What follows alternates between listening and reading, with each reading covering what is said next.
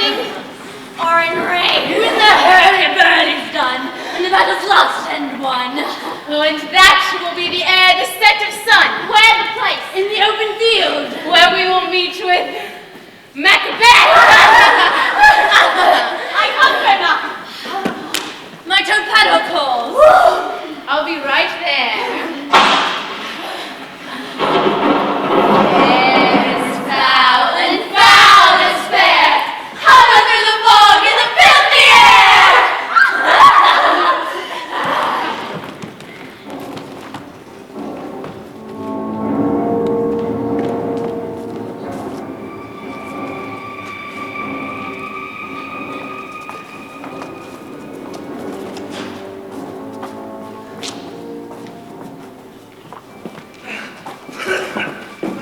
Bloody man is that? Judging from his appearance, I'm sure he can give us the latest news from the revolt. Sergeant, you're like a good and hardy soldier, fought to keep me from being captured. Hail, my friend, tell the king what has been happening in the battle. For a while, you could not tell who would win. For Lady Luck was with the villainous rebel Macdonald. But Luck and Macdonald together were not strong enough. Brave Macbeth, laughing at Luck, chopped his way through to Macdonald, who did not even have time to say goodbye before Macbeth split him open from his navel to his jawbone and stuck his head on the castle wall. Oh, valiant cousin, worthy gentleman. But our success against Macdonald created new problems for us. As soon as we sent those Irish soldiers running for cover, the Norwegian king saw his chance to attack us with fresh troops. Did this not frighten Macbeth and Banquo? Nay. They thought the new enemy would redoubled strokes, as if to bathe in reeking wounds, or make the battlefield as infamous as Golgotha, where Christ was crucified. I'm faint, and my gashes cry for help. Thy words, like your wounds, bring you honor. Go, get him surgeons.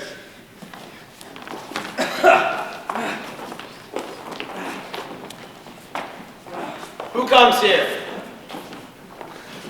It's the worthy Thane of Ross. His eyes seem frantic, like someone that seems to speak strange things. God save the king. Whence camest thou, worthy Thane? From thy great king, where the Norwegian banners flout to the sky and ban our people cold. Leading an enormous army, and assisted by that disloyal traitor, the Thane of Cardwell, the king of Norway began a bloody battle.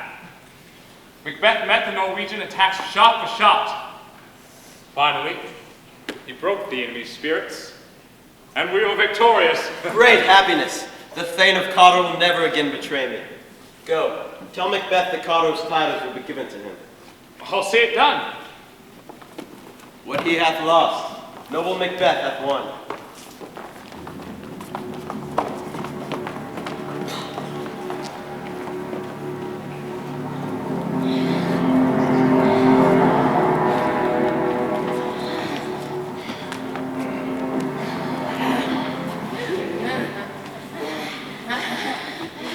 Where hast thou been, sister? Killing swine. Sister, where thou?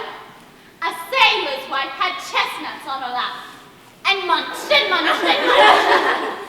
Give me, quoth I. A right thee, witch. The rump-fed runion cries. Her husband, the leper-born, master of the tiger, and in a sieve all through the sail, and like a rat without a tail, I'll give thee a wind. That's kind. Oh, and I another. I'm already in control of all the other winds. I'll drain the life out of him. He won't catch a wink of sleep. He will live as a cursed man. For 81 weeks he will waste away. Although I do not make his ship disappear, I can still make his journey miserable. Look what I have. Show me, show us. Here, I have a pilot son who was traveled trying to return home. A drum! A drum! Macbeth, don't come! We wed sisters hand in hand, swift travelers of the sea and land.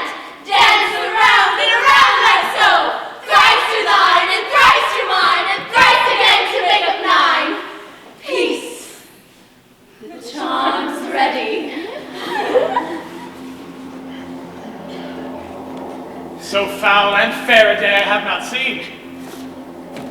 How far is it to Forbes?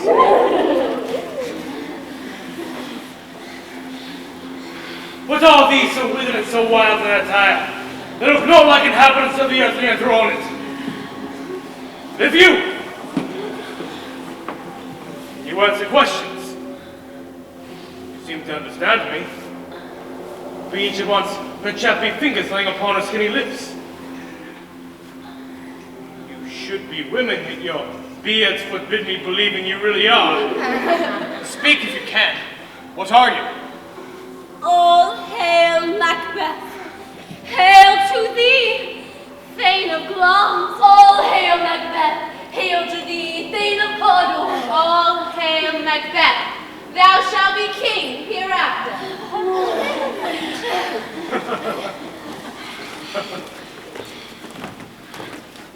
Good sir, why do you seldom seem to fear things that do sound so fair? Tell me, honestly,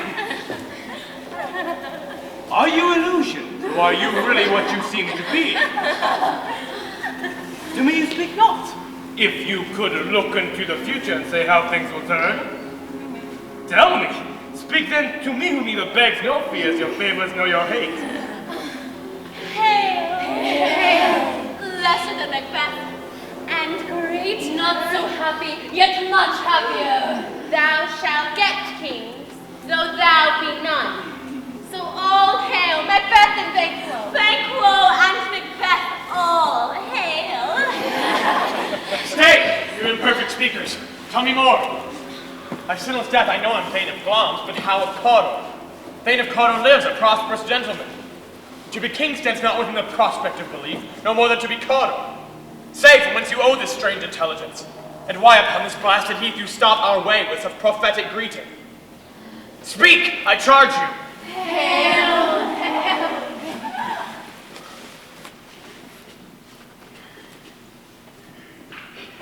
The earth hath bubbles, and these are from them. Are they vanished? Into the air, melted as breath into the wind. Would they had stayed? Were such things here, or have we eaten on the insane root that takes reason prisoner? Your children shall be kings. You shall be king. Thane of Cawdor, too. Went it not so? To the self-same tuning words. Who's that? Thank you. The king hath happily received Macbeth, the news of thy success. The story of your exploits praises do receive. He was shocked to find you fought the rebels the self-same day you fought against the army of Norway, and that you were not the least bit afraid of death, even as you killed all those around you. And everyone did bear thy praises in his kingdom's great defense, and poured them down before him. The king has sent us to give you this, and to bring you back to him.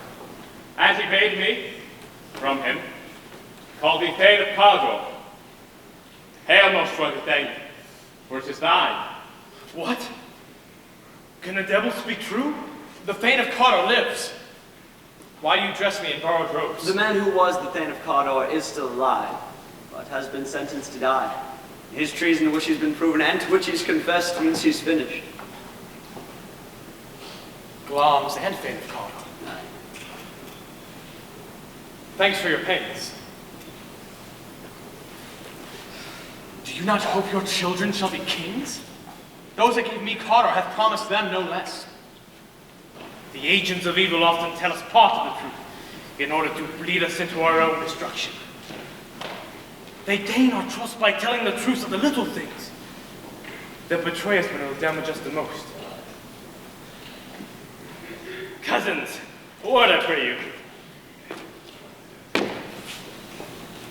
Sisters have told me two true things. It seems that this will culminate in my becoming king. I thank you, gentlemen.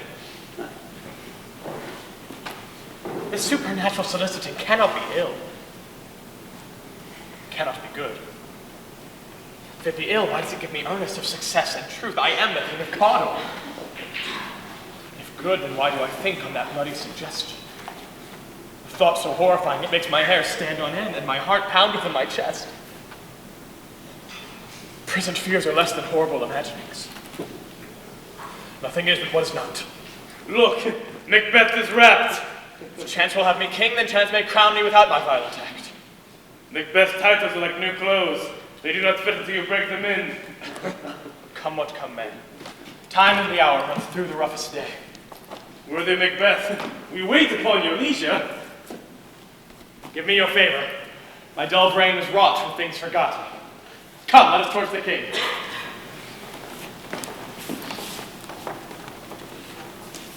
Think upon what hath chanced, and at more time let us speak our hearts free to each other.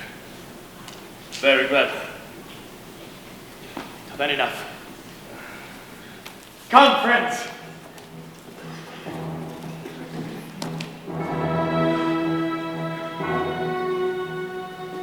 Is execution done on Cawdor? Have not the people in charge of that returned? My liege, they are not yet come back. But I have spoke with one who saw him die, who did report that Cawdor confessed his treasons and implored his highness's pardon. He was a gentleman on whom I built an absolute trust. Oh, worthiest cousin, the sin of my ingratitude even now is heavy on me. All I can say is that I owe you more than I can ever repay. The services and loyalties we owe in doing pays itself. By doing all we can to protect you, we only do our duty. Welcome. I have planted the seeds of a great career for you, and I will make sure they grow. Noble Banquo, thou hast no less deserved. Let me enfold thee, and hold thee to my heart. There, Fibro, the harvest is your own. My joy is so overwhelming it brings tears to my eyes. I want you all to witness. I shall bestow my kingdom to my eldest son, Malcolm. All hail Malcolm. All hail Malcolm. But Malcolm is not alone in receiving honors. Titles of nobility will shine like stars on all of you who deserve them. From hence to Inverness, where I will become even more obliged to you because of your hospitality. I am not happy unless I can work for you. I will make joyful the hearing of my wife with your approach, so humbly take my leave. My worthy Cawdor.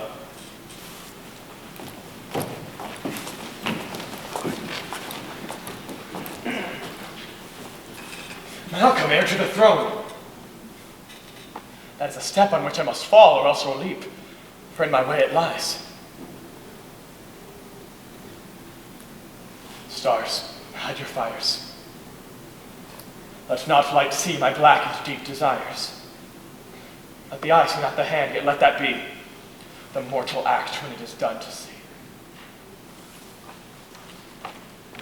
True, worthy Banquo, Macbeth is every bit as valiant as you say.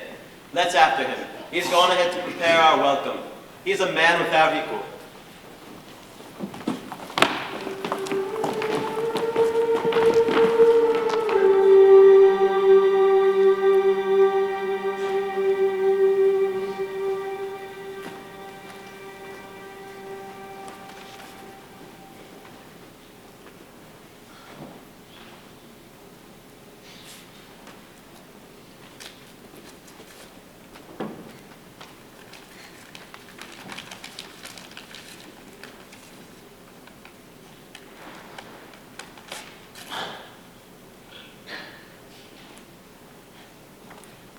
The witches met me in the day of success, and I have learned they have more in them than mortal knowledge. When I burned in desire to question them further, they made themselves air into which they vanished.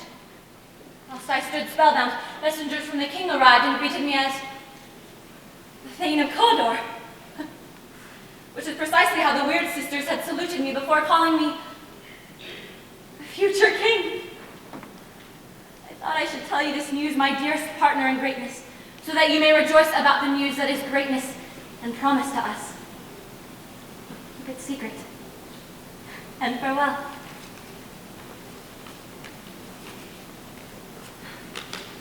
Lam thou art, and Cawdor shall be king what thou art promised. Yet do I fear thy nature. It is too full of the milk of human kindness to catch the nearest way. That would be great. Art not without ambition, but without the meanness to do it. Well, the things you want, you would do like a good man, yet you want what does not belong to you. You fear to do what you must. Well, you want it to be done for you.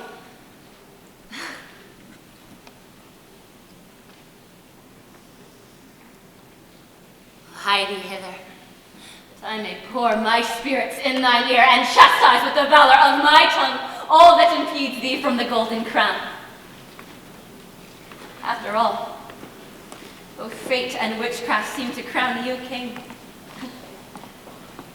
What are your tidings? The king comes here tonight. Well, thou art mad to say it. Is Macbeth with the king?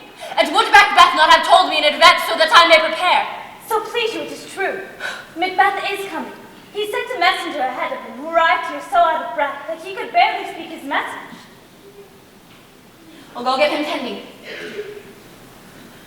He brings great news.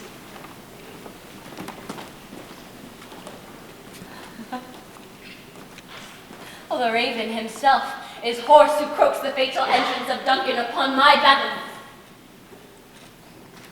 Come, you spirits that tend on mortal thoughts, unsex me here and fill me from the crown to the toe top, full of direst cruelty. Will make thick my blood. Will stop up the axis and passage to remorse, that no compunctious visitings of nature shake my fell purpose, nor keep peace between the effect and it. Come to my woman's breast and take my milk for gall. Well, you murdering ministers, wherever in your sightless substances you wait on nature's mischief. Well, come, thick night, and pall thee in the dunnest smoke of hell, that my keen knife not see the wound it makes, nor heaven peep out from the blanket of the dark to cry, hold! Hold.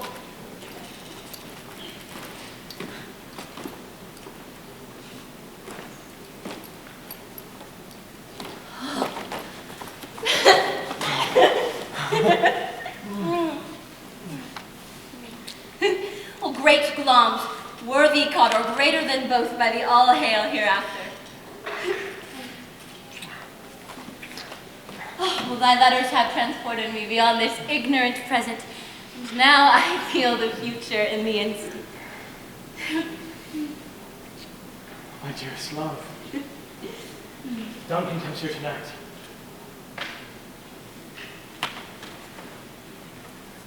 And when goes hence? Tomorrow. Well, never shall the sun that tomorrow see. Well, your face, my thane, is as a book where men may read strange matters. Well, to beguile the time, you must look like the time. Bear welcome in your hand, your eye, your tongue. Look like the innocent flower, but be the serpent under it. For he who's coming must be provided for. And you shall make tonight's great business unto my dispatch, shall to all our nights and days give solely sovereign sway and masterdom. We will speak further. Only look clear. Now to alter favor is to fear. Leave all the rest to me.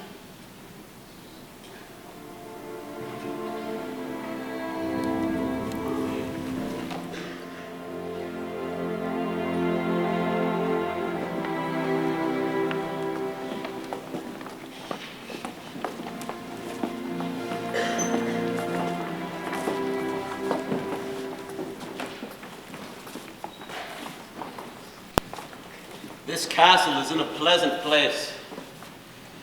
The air is sweet and appeals to my gentle senses. I have observed. The air is delicate. See our honored hostess.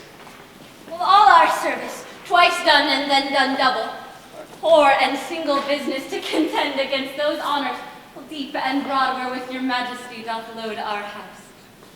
Where is the Thane of Cawdor? We followed close behind him. I expected to arrive here before him. Fair and noble hostess, we are your guests tonight. And we are your servants. And as always, our house and everything in it is at your majesty's pleasure. Give me your hand. Conduct me to my host. We love him greatly and shall continue our graces towards him. By your leave, hostess.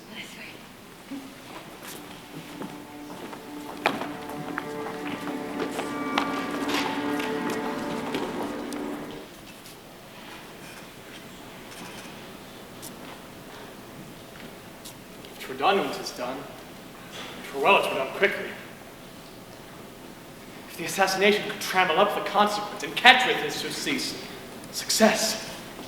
But this blow might be the be-all and the end-all here. And here upon this bank and shoal of time, we would jump the life to come. We would teach bloody instructions, which upon being taught, we turn to plate the inventor. This even-handed justice commends the ingredients of our poison chalice to our own lips. He's here in double trust. First I am his kinsman and his subject, strong both against the deed. And as his host, who should against his murderer shut the door, not bear the knife myself.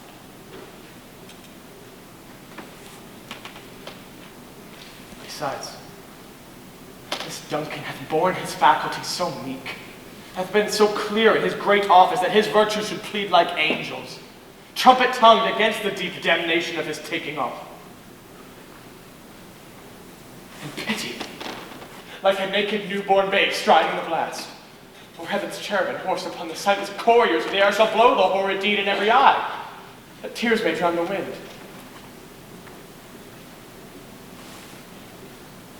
I have no spur to prick the sides of my intent. Only vaulting ambition, or leaps itself, it falls on the other. How now, what news? Well, he is almost supped. Why have you left the chamber? Hath he asked for me? Well, no, you not, he has. We'll proceed no further in this business. He hath honored me of late, and I've bought golden opinions from all sorts of people, which would be worn now in their newest gloss, not cast aside so soon. Was the hope drunk wherein you dressed yourself? Or hath it slept since? And wakes it now to look so green and pale as what it did so freely? Well, from this time such I count thy love. Art thou afeared to live in thine same act and valor as thou art in desire? Who wouldst thou have what thou esteemest the ornament of life, and live a coward in thine own esteem, letting I dare not wait upon I would? Peace! I dare do all that may become a man, who dares do more is none. What beast was it then that made you break this enterprise to me? When you durst do it, then you were a man, and to be more than what you were, you would be that much more the man. Nor time nor place did then adhere, and yet you would make both.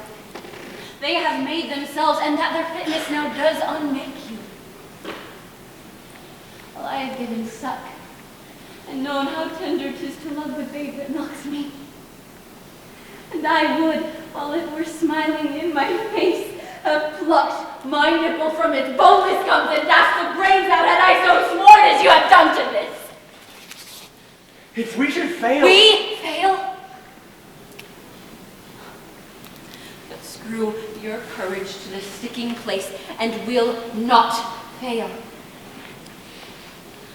When Duncan is asleep, where to the rather shall his day's hard journey soundly invite him, his two chamberlains will I with wine and wassail make so drunk that their memories will go up in smoke.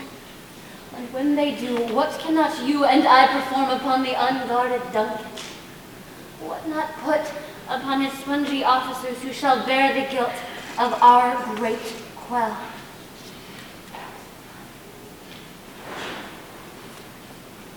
Bring forth men, children only. For thy undaunted battle should compose nothing but males. Will it not be received when we have marked with blood those sleepy two of his own chamber, and used their very daggers that they have done it? Well, who dares receive it t'other, when we shall make our griefs and clamor roar upon his death?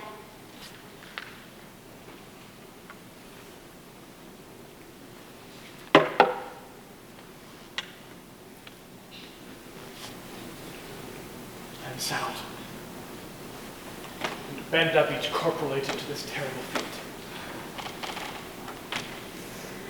Away, and mark the time of fairest show. False face must hide, but false heart doth know.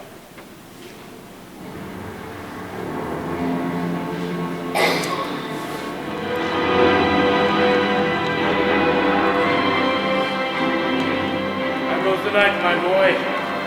The moon has set. I have not heard the clock. The moon set at 12. I take 'tis later, sir.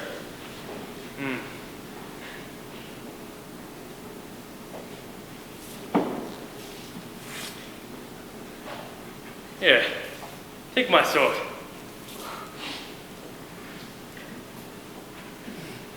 The heavens are being stingy in their light.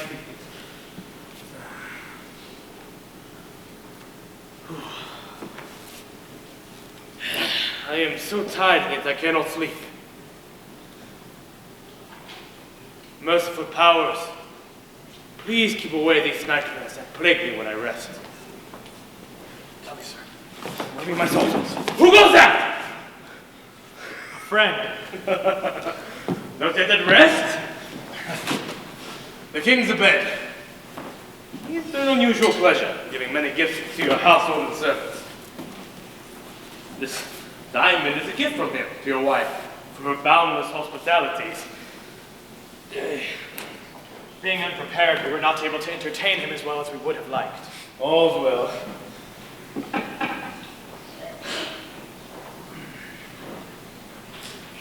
Last night, I dreamt of the weird sisters.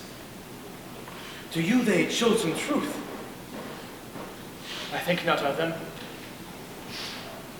But when we have an hour to spare, we could talk if you would grant the time. At your kindest leisure. If you shall plead to my consent, it shall make honor for you. I'll do whatever you say, as long as I can do it with a clear conscience. Rest easy. Thanks, sir. The like to you.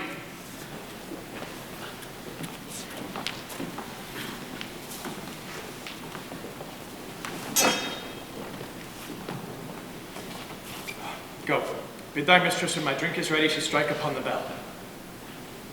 Get thee to bed.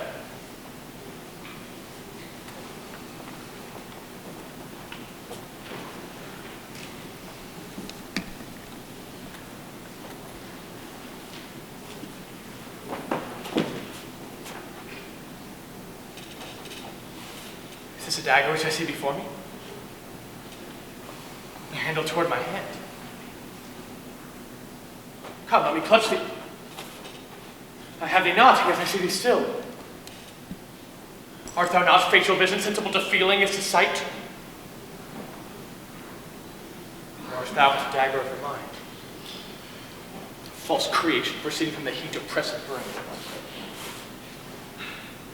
I see thee still. Calm as palpable as this which now I draw.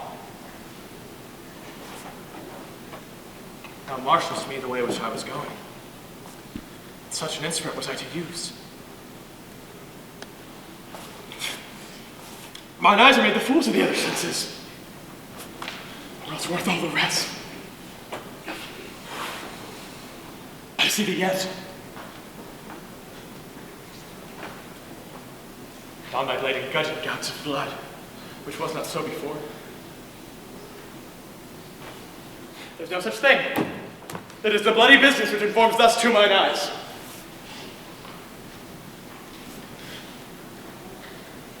And now of the one-half world, nature seems dead. And wicked dreams abuse the curtain of sleep.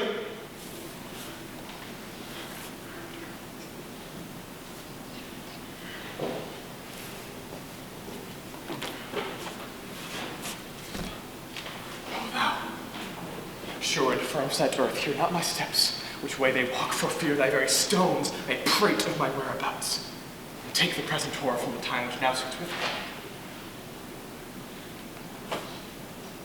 Whiles I threat he lives, and words to the heat of deeds too cold breath gives.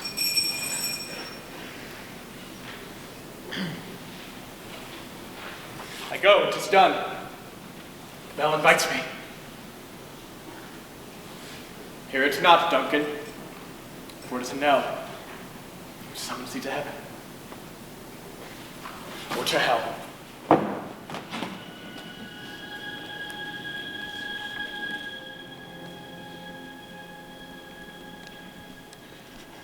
Well, that which hath made them drunk hath made me bold. What hath quenched them hath given me fire. Hark. Peace. 'Twas the owl that shrieked, the fatal bellman which gives the sternest good night. Well, they are about it. The doors to Duncan's chambers are open, and his servants make a mockery by snoring instead of protecting the king. Who's that? What's ho?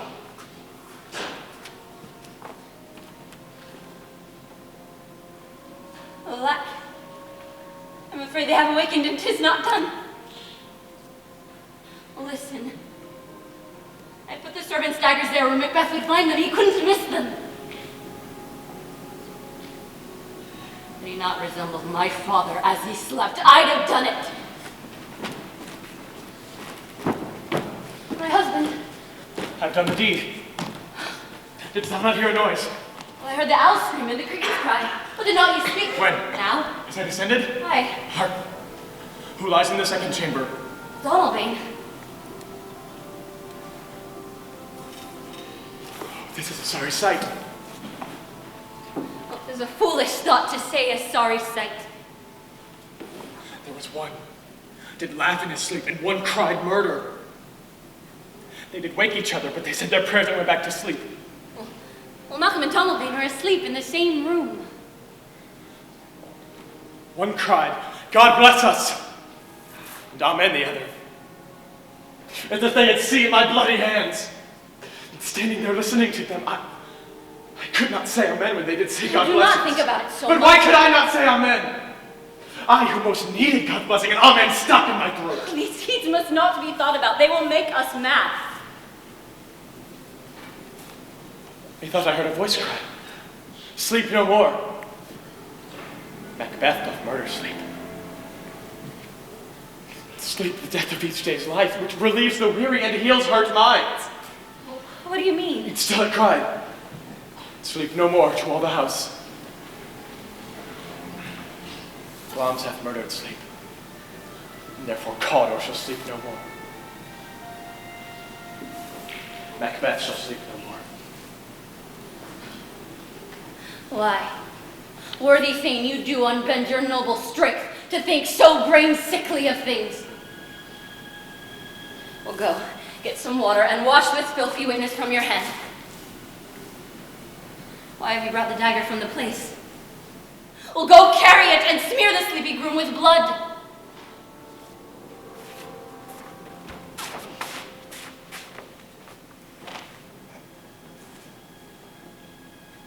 I'll go no more. I am afraid to think what I have done. Look on it again, I dare not.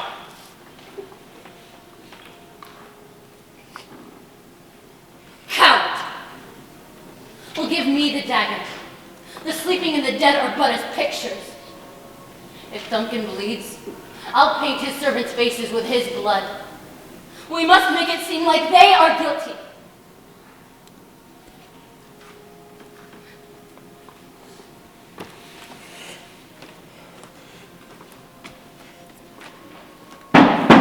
What knocking is that?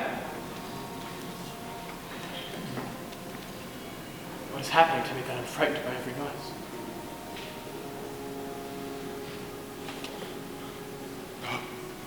Whose hands are these?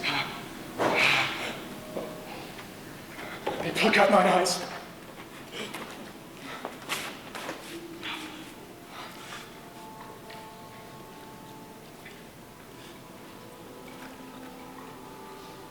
What? Will not all the water in the ocean wash his blood from my hands? No. Instead, they will stain the sea scarlet, turning the green waters red. Well, my hands are of your color. But I shame to wear a heart so white. There's a knocking at the south entry. Go, retire we to our chamber. A little water clears us of this deed. How easy is it then?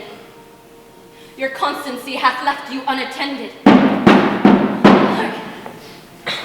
More knocking. Go. Get on your nightgown in case someone comes and sees that we are awake. Be not lost in your thoughts! To know my deed, 'twere best not know myself.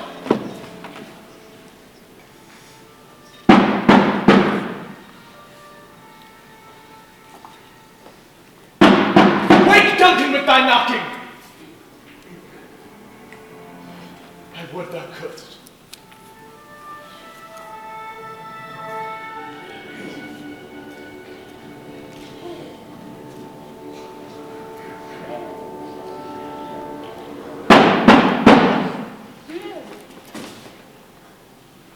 Well, here is a knocking indeed.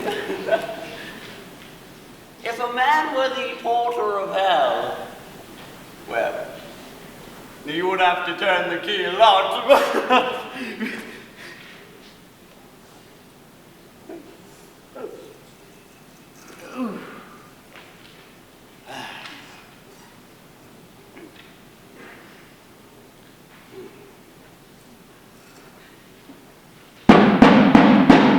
Knock, knock, knock. No. Well, knock, who's that? Maybe it's some farmer who hung himself on the expectations of plenty. Yo, I hope you brought some handkerchiefs, farmer. You're going to sweat here.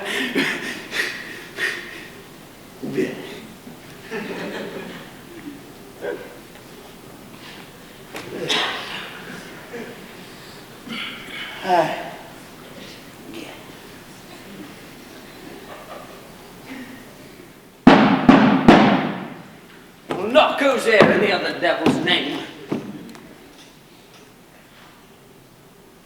Well, perhaps it's some fancy con man who lied under oath. Oh, you cannot lie in the face of God, and now you are going to hell for lying. Oh, come in, equivocator, come in.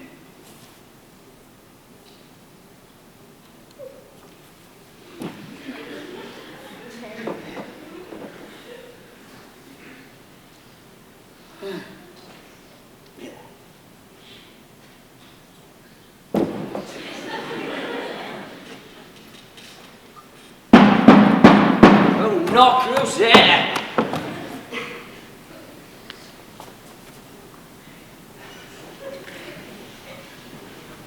Well, maybe it's some fancy English tailor who's skimmed on the fabric. Oh, come in, tailor. Here you may heat your iron. Here you may roast your goose.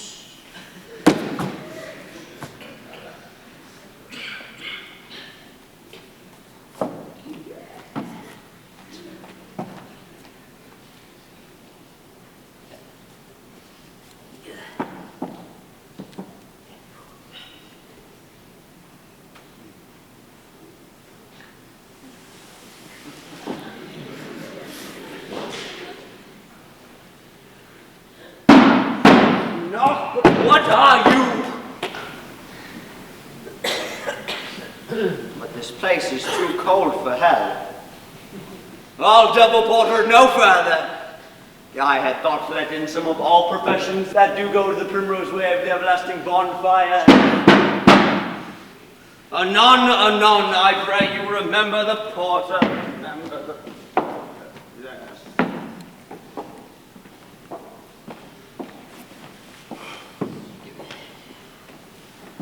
Did you go to bed so late, my friend, that you're having a hard time getting up now? Faith, sir. We were drinking until late, and drink, sir, makes a man do three things. What three things does drink especially provoke? Drinking, sir. Drinking turns your nose red. It puts one to sleep, and it makes one have to urinate, sir. Lechery, sir, it provokes and unprovokes. It provokes the desire, but takes away from the performer. Therefore, much drink may be said to be an equivocator of lechery. Oh, it makes a man mars him, it sets him on and takes him off. It persuades him and disheartens him, sir. It makes him stand to and not stand.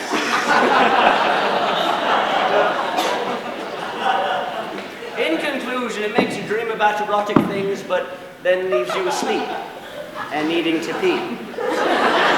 I believe Drink did all of this to you last night, my friend. That he did, sir. That he did. Is thy master stirred?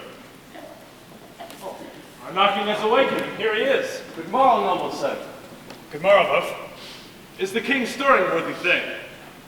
Not yet. He did command me to wake him. I have almost missed the hour. I'll take you to him.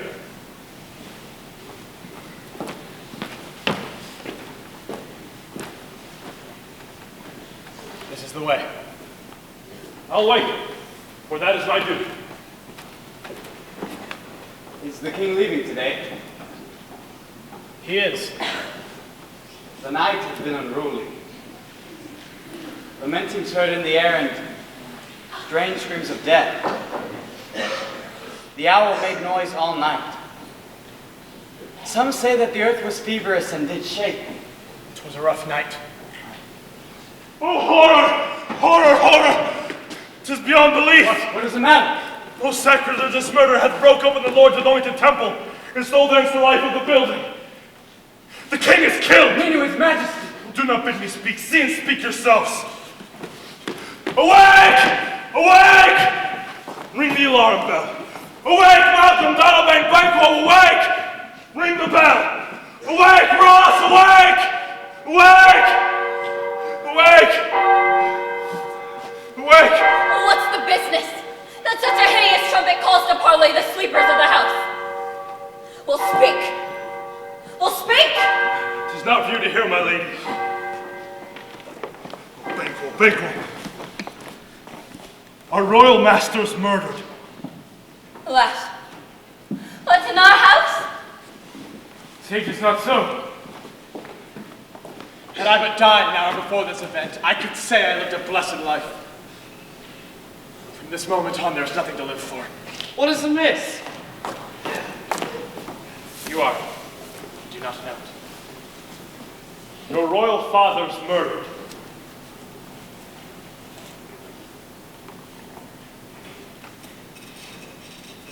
By whom? Those of his chamber, as it seemed, had done it.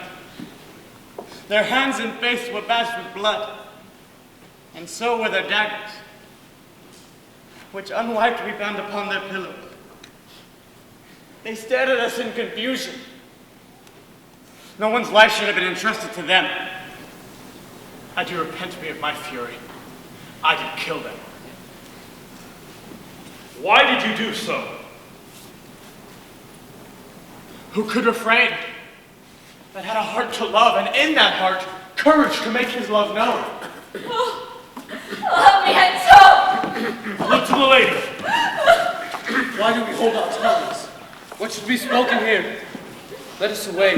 Danger may be waiting to strike us. Give we time to weep later. Look to the lady. When we're dressed for the cold, let us meet and question this bloody piece of work. I plan to fight against this priest's murder, and so do I. So all, dress quickly. Let us briefly put on manly readiness and meet in the hall together. Aye. Agreed. Aye.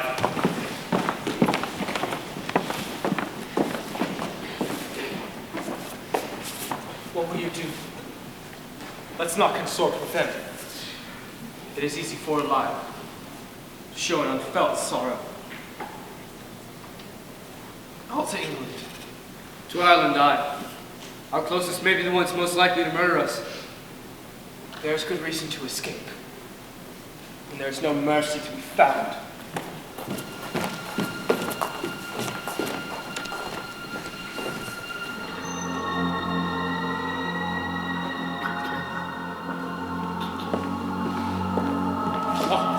Good Macduff.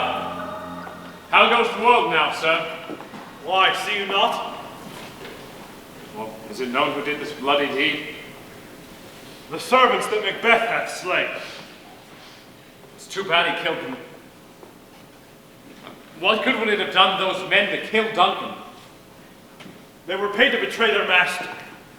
Malcolm and Donalbain and the king's two sons are run away and fled, which puts upon them suspicion of the deed. Everything about this is unnatural. It looks like Macbeth will become king. He's already named and gone to Scone to be crowned. Where's Duncan's body? Carried to Colmkill, the sacred tomb of his predecessors. Will you to Scone? No, cousin, I'll to find. Okay. Well, I'll to Scone. Well, may you see things well done there. Adieu. Lest our old robes fit better than our new.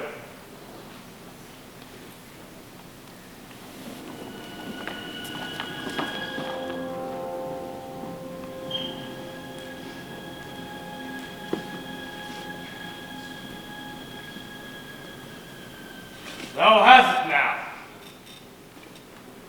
King, Cador, Glanzol. As the weird sisters promised.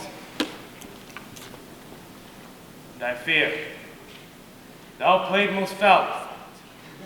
But hush no more. Here is our chief guest.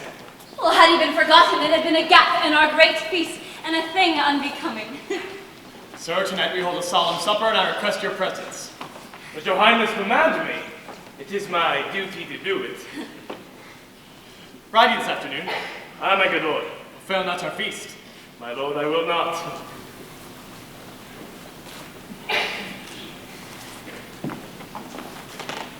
We hear our bloody cousins are bestowed in England and in Ireland. They have not confessed to cruelly killing their own father, they make up lies. But of that tomorrow. Hie you to your horse. Adieu till you return at night. Goes Fleance with you? I make a lord. I wish your horse is swift and sure of foot. Farewell.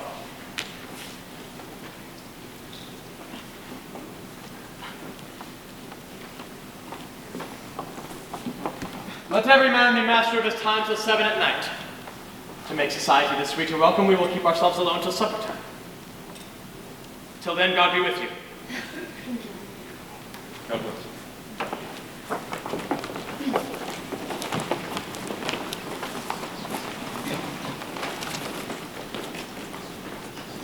You there, a word.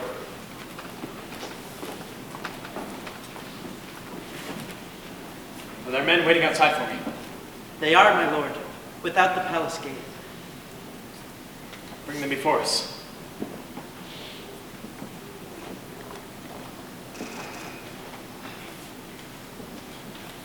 To be king is nothing if I'm not safe as king. I'm afraid of Banquo.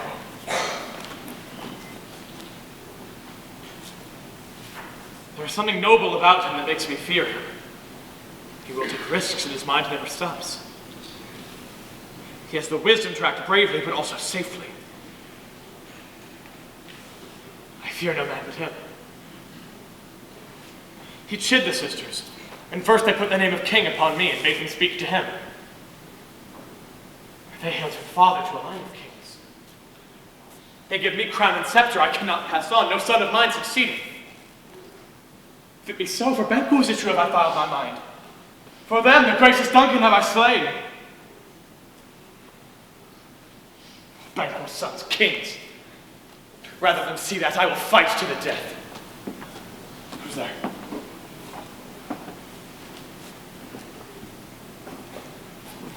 Now go to the door and wait there till I call.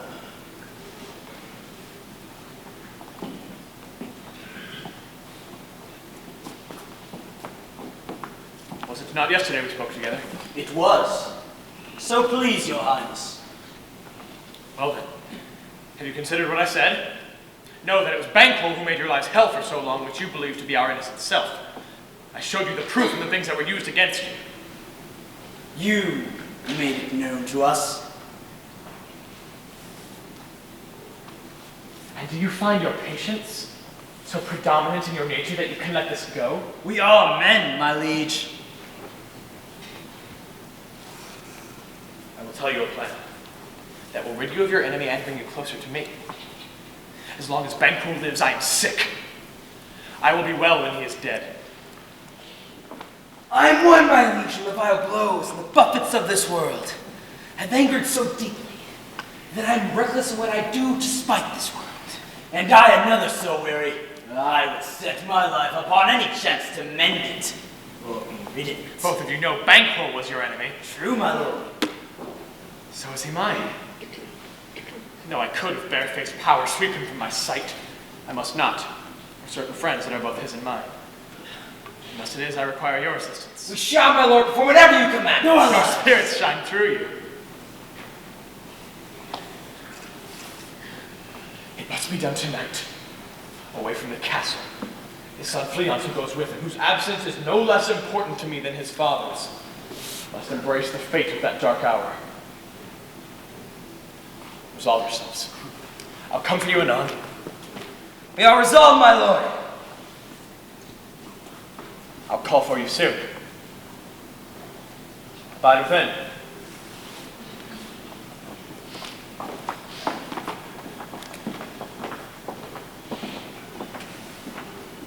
It is concluded. Banquo, thy soul's flight, if it finds heaven, must find it out tonight.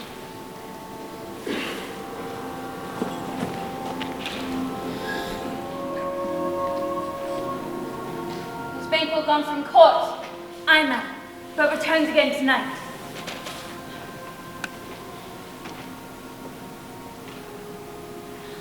Say to the king that I would attend his leisure for a few words. Madam, I will.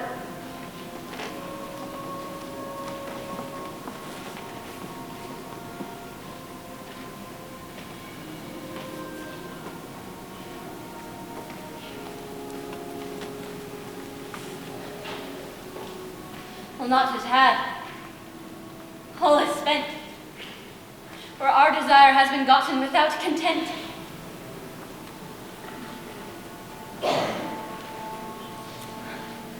It is safer to be that which we destroy than by destruction dwell in doubtful joy.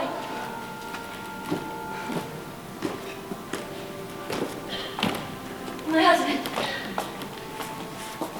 why do you keep along? All things without remedy should be without regard. What's done is done. We have scorched the snake, not killed it. She will heal, and we remain in danger of her former tooth. Better to be with the dead than endure this endless mental torture. Duncan is in his grave. After life's fitful fever, he sleeps well. Nothing can touch him further. Well, gentle my lord, sleep all your rugged looks. We'll be bright and jovial amongst your guests tonight. So shall I have. So I pray be you. Let your remembrance apply to Banquo. Present him with eminence, both in eye and tongue. Unsafe the while, that we must lave our honors in these flattering streams, and make our faces visors to our hearts, disguising what they are. You must leave this. Full of scorpions is my mind, dear wife. You know Banquo and his Fleance lives. Well, they cannot live forever. There's comfort. There shall be done a dreadful deed. What is to be done?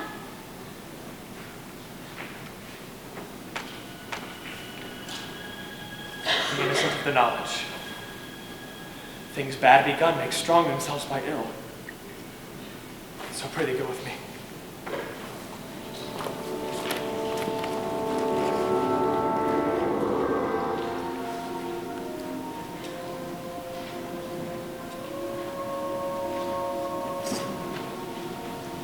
But who did bid thee join with us?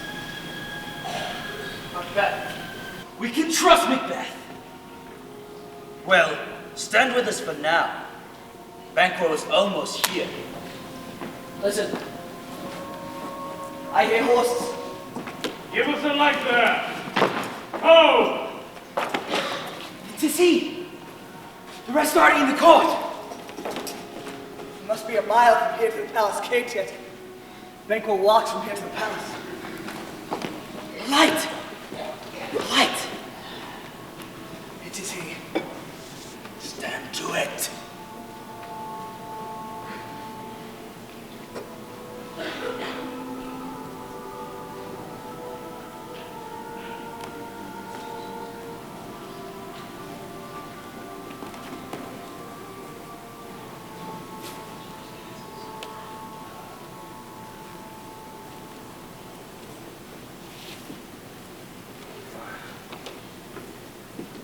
Looks like it's a raid. Get late, boy!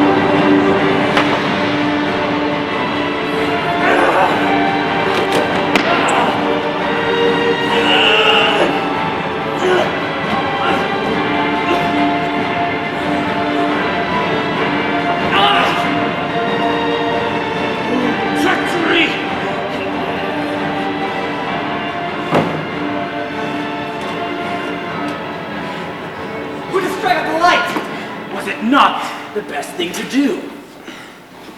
Son, it's fled. There's only one down. And we have lost the better half of our fare. Well, let's away and tell them what we've done.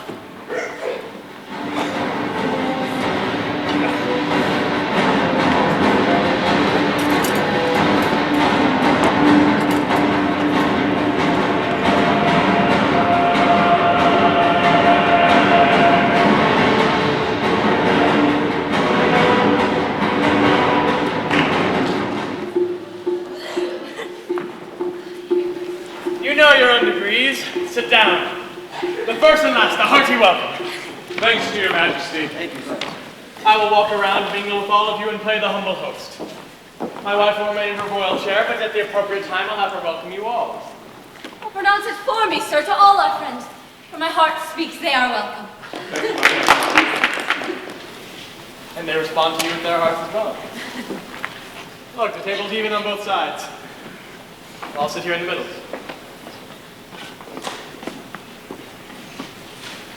Be free and happy.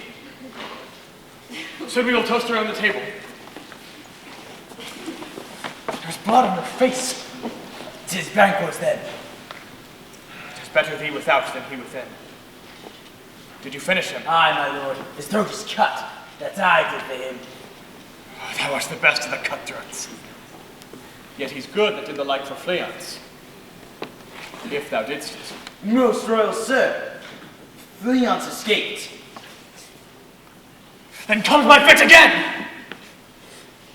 But now I'm cabined, cribbed, confined, bound into doubts and fears. But Banquo's safe. Aye, my lord, with 20 trenched gashes on his head. Thanks for that. There the grown serpent lies. The worm hath in him nature that in time shall venom breathe. No teeth for the present.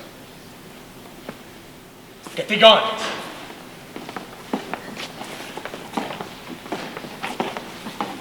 my royal lord. You do not give the cheer. Sweet remembrance.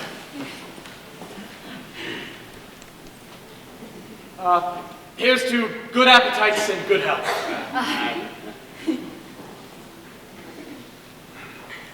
May it please your highness, sit. Oh, yes.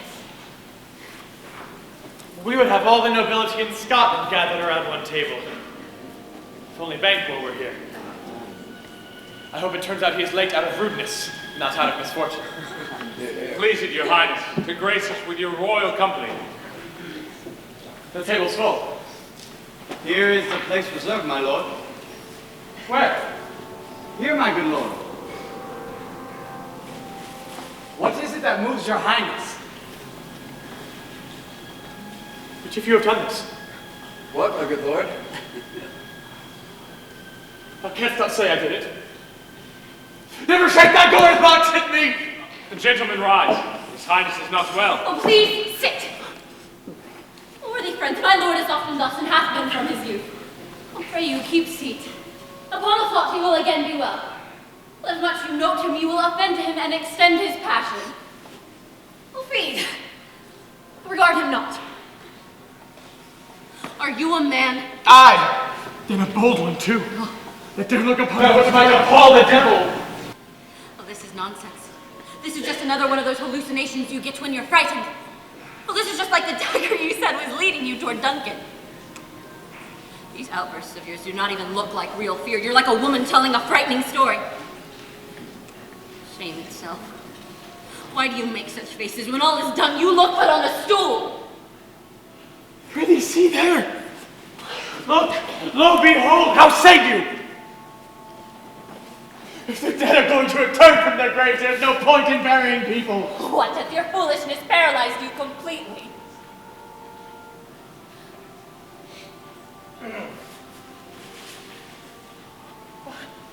Well, if I stand here, I saw him. Shame itself.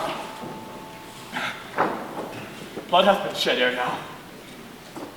The times have been that when the brain were out, the man would die, and there an end. Now they rise again and push us from our seats. Royal lord, your noble friends do need you. And you forget.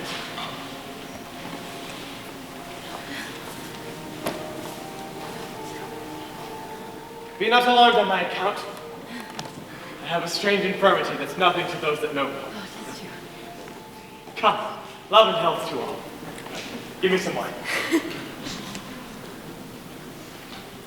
Fill full.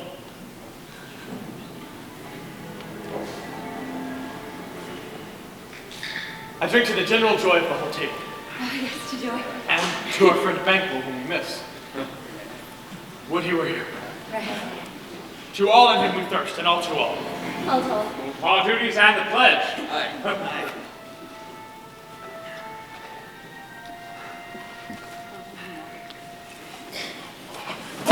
Vaunt! And quit my sight! Thy bones are perilous, thy blood is cold. Thou hast no eyes to glare with. Worthy friends, I'll think of this as nothing more than a strange habit. But 'tis no other, only it spoils the pleasure of the time. I am as brave as any man.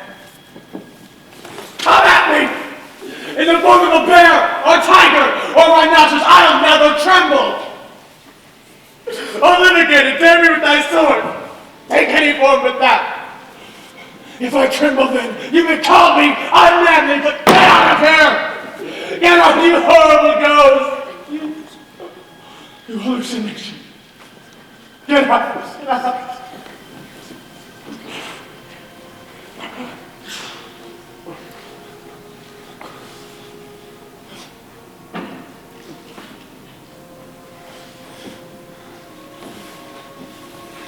Look. Now that 'tis gone, I am a man again. Pray you sit still. You have ruined our good cheer and disrupted this meeting by making a spectacle of yourself. Cannot some things happen without making us all astonished? You make me feel as though I do not know myself when I see you looking upon such sights and keeping a straight face while mine is going white with fear. What sights, my Oh, lord? pray you speak not. He grows worse and worse. Question enrages him. At once, good night. Stand not upon the order of your leaving, but leave at once. Good night. And may better health attend his majesty. A kind good night to all.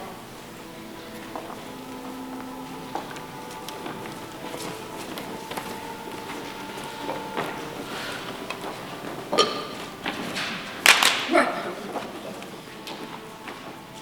Go.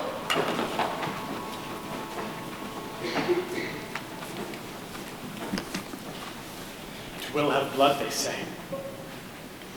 Blood will have blood. The dead will get their revenge. The craftiest murderers have been exposed by the mystical signs of crows and magpies. What time of night is it? It's almost morning. Can you not even tell whether it is day or night? What do you think of the fact that Macbeth refuses to come to me when I command him? Oh, did you not send to him, sir? I hear it, by the way, but I will send. In each of the Lord's households, I will have a servant paid to spy for me. I will tomorrow go to the weird sisters. More shall they speak, for now I am bent to know by the worst means the worst. For mine own good, all causes shall give way.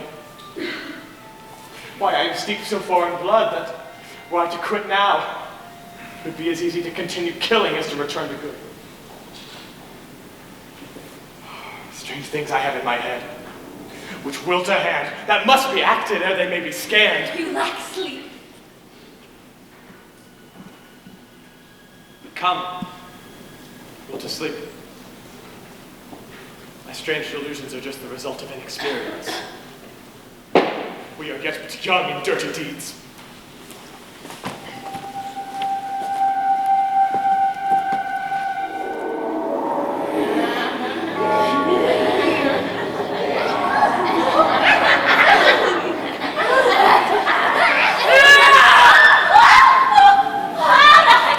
You look angry. Have I no reason, you disobedient hags? How dare you give Macbeth riddles and prophecies of his future without telling me? And I, thy mistress of thy charms, the close contriver of all harms, who's never called to bear my part or show the glory of our art?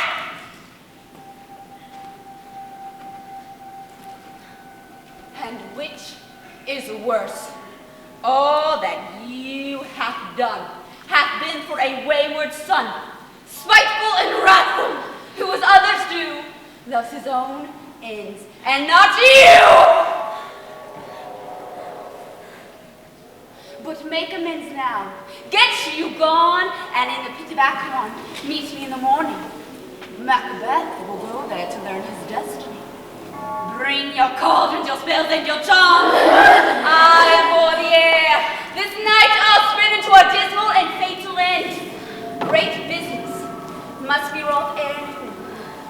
I will work my magic spells and magic spirits that will take me back. He will be fooled into thinking he is greater than fate. He will mock death, and he will think he is above wisdom, grace, and fear. For confidence as a man's chief was today. I am calm. He sits in a foggy cloud, my spirit, and stays for me. Come, let's make haste. She'll soon be back again.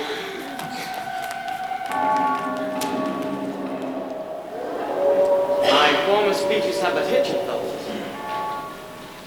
Things have been strange.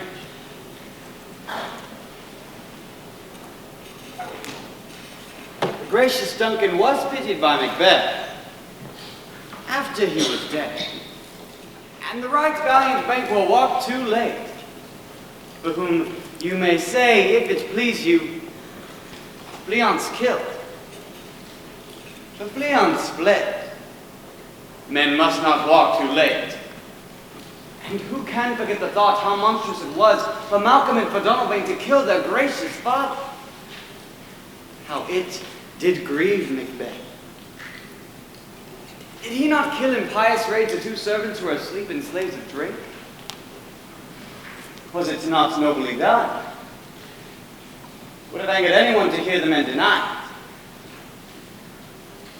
But I hear that Macduff is out of favor with the king because he speaks his mind and because he failed to show Macbeth's feast. But where is he hiding? Well, Malcolm, son of Duncan, from whom this tyrant has stolen the birthright, lives in the English court and was received by the saintly King Edward. Macduff went there to ask King Edward for help. He hopes that with the help of these, and with God above, he may once again put on our tables, allow us to pay proper homage to the king, and receive honors freely. All which we pine for now. And this report hath so exasperated Macbeth that he prepares for war. Sent he to Macduff? Oh, he did. But Macduff told the messenger, "Sir, not I." Now the cloudy messenger turned me his back, as if to say, "You rue the day you gave me this answer." That might well keep Macduff away from Scotland.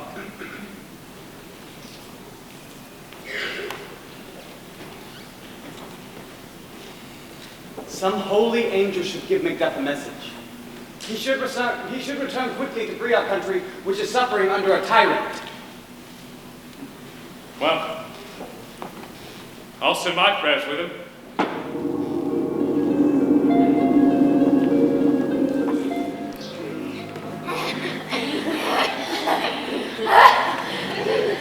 Thrice the blinded cat hath mewed. Thrice and once the hedge big whined. Oh, my spirit when Harbier cries, "'Tis time, 'tis time!" Round about the cold and go, in the poison entrails throw. Told that on a stone cold days and nights has 31 sweltered venom, sleeping got, boiled out thirst in the charmed pot. Double, double, toil and trouble, fire burn and cauldron bubble. Lay of a finny snake in the cauldron, boil and bake. Eye of newt and toe of frog, wool of bat and tongue of dog. Adder's fork and blindworm's sting, lizard's leg and owlet's wing. Poor John with powerful trouble, like a hell broth boil and bubble. Double, double, toil and trouble, fire burn and cauldron bubble. Scale of a dragon, tooth of a wolf, witch's mummy, maw and gulp of a rabid salt sea shark, roots of hemlock digged in the dark, and a liver of a blaspheming Jew, gall of goat and slips of yew, silvered in the moon's eclipse, nose of a Turk and Tartar's lips, and a finger of a birth-strangled babe, ditch delivered by a drab. Make the gruel thick and slab, and add thereto a tiger's chaldron for the ingredients of our cauldron. Double, double, toil and trouble, fire burn and cauldron bubble. Cool it with the baboon's blood. Now the charm is firm and good. Oh, well done. I commend your pains, and everyone shall share in the gains. Now around the cauldron sing, like elves and fairies in a ring, and chanting all that you put in.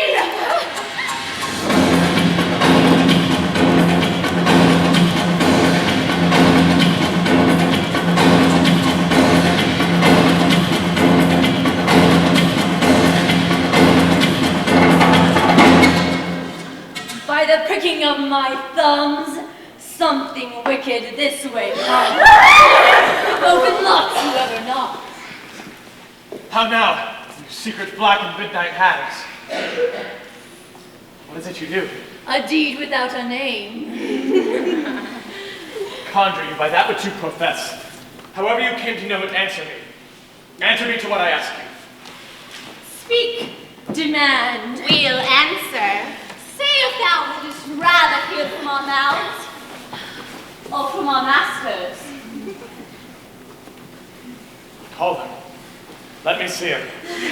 Pour the sow's blood that hath eaten her 9 offspring. Take the sweat of the murder from the gallows and throw it into the flame.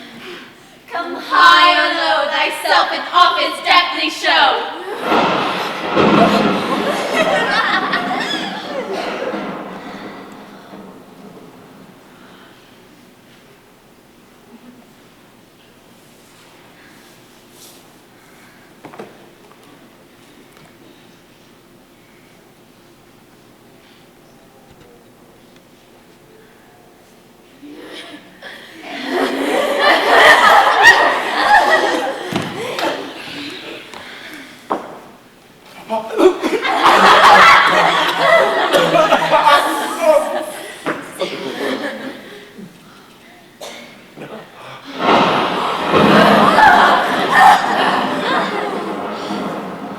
Tell me thou what known power. He knows thy thought. Hear his speech, but say thou not. Macbeth! Macbeth! Macbeth! Beware, Macduff! Beware the Thane of Fife! Let me go! Enough!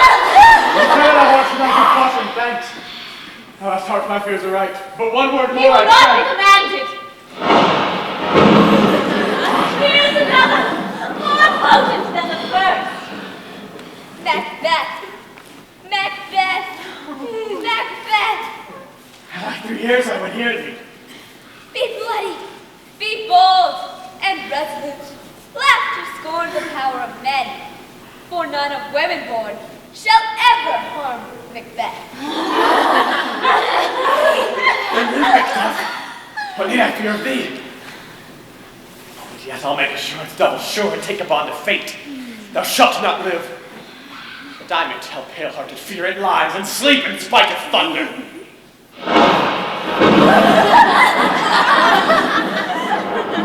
What is this? It rises on the issue of a king, and wears upon his brave brow the crown of sovereignty. Listen, but speak not to it. Be lion-mettled, proud, and take no care who chafes, who frets, or where conspirers are. Macbeth shall never vanquished be, until great Birnam Wood, to high Dunsinane Hill, shall come against him. Who is it that can command the forest and make the trees pull their roots out of the earth? These were sweet omens. Good! My deeds will never come back to threaten me till Birnam Wood gets up and moves. But still, my heart throbs to know one thing more. Tell me if your dark powers can see this far. Will Banquo's sons ever reign in this kingdom? Seek to know no more. I will be satisfied! Deny me this, and eternal curse fall on you. Let me know why that cauldron. What noise is this? Show! Show his eyes and grieve his heart. Come like shadows, so depart.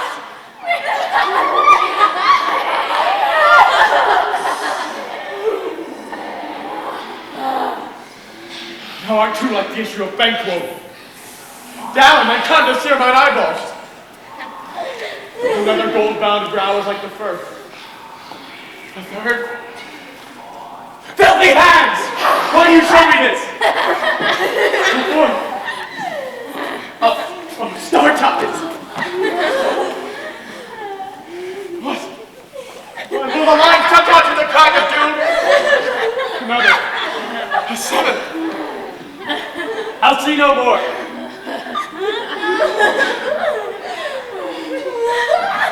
Yet the eighth appears. He bears a glass.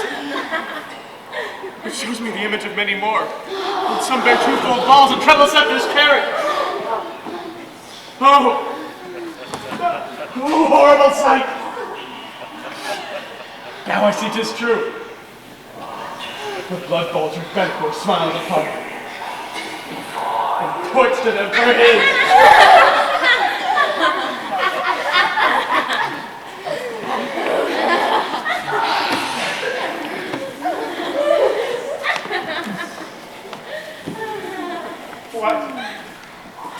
What? What? Is this so? Aye, sir. This is so. But why stands Macbeth thus amazingly? Come, sisters, cheer we up his sprites, so that he may see the best of our delights. I'll charm the air to give it sound while you perform your antic round, that this great king may kindly say our duties did his welcome pay.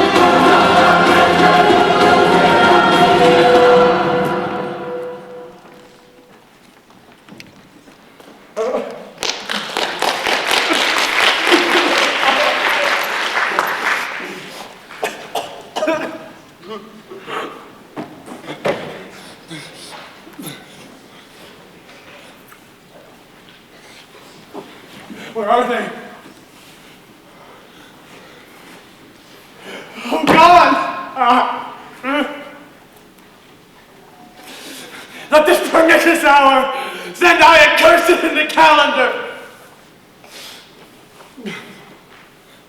You, without there, come in. What is your grace's will? Saw you the weird sisters? No, my lord. Came they not by you? No, indeed, my lord. Oh, the air on which they ride is infected. Damn all those who trust them. I heard the galloping of horses. Who was it that came here? 'Tis 2 or 3, my lord, that bring you word. Macduff is fled to England. Fled to England? Aye, my good lord. Time now anticipates my dread exploits. The flighted purpose ne'er is overtook, lest the deed go with it. From this moment, the firstlings of my heart shall be the firstlings of my hand. Even now, to crown my thoughts with acts, be it thought and done. The castle of Macduff I will surprise, shall seize upon Fife, and give to the edge of the sword his wife, his babes, and all unfortunate souls that trace him in his line. No boasting like a fool. This I'll do before my purpose cool. Where are these gentlemen? Come, take me where they are.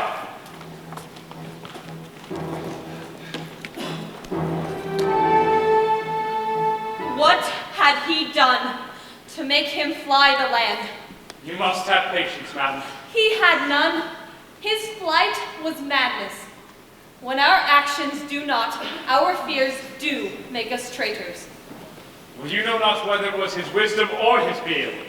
Wisdom? To leave his wife? To leave his babes? His mansion and his titles in a place from whence himself does fly? He loves us not. He lacks the natural instinct to protect his family. His running away had everything to do with fear and nothing to do with love. My fairest cousin, I pray you school yourself, but for your husband, he is noble, wise, judicious, and best knows the fit of the season. Look, I cannot say much more. I must take my leave. It shall not be long, but I'll be here again. My pretty cousin, blessing upon you. Fathered he is, and yet he is fatherless. I have to go. If I stay any longer, I'll disgrace myself by crying. I take my leave at once.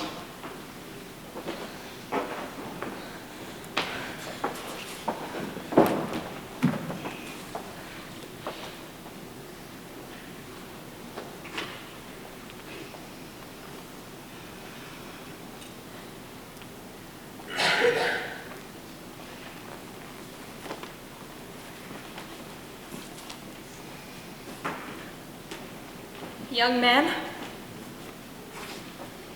your father is dead. And what will you do now? How will you live? As birds do, Mother. What, with worms and flies? No. I mean, I will live on whatever I get, like birds do. Poor bird. You would not know enough to be afraid of traps. Why should I be afraid of them? If I'm a pitiful bird like you say, the hunters would not want me. No matter what you say, my father's not dead. Yes, he is dead. And what are you going to do for a father? Nay, maybe you should ask, what will you do for a husband? Oh, why, I can buy me 20 at any market. Then you'll buy them to sell again. You talk like a child, and yet you are very smart. Was my father a traitor, Mother? Aye, that he was. What is a traitor?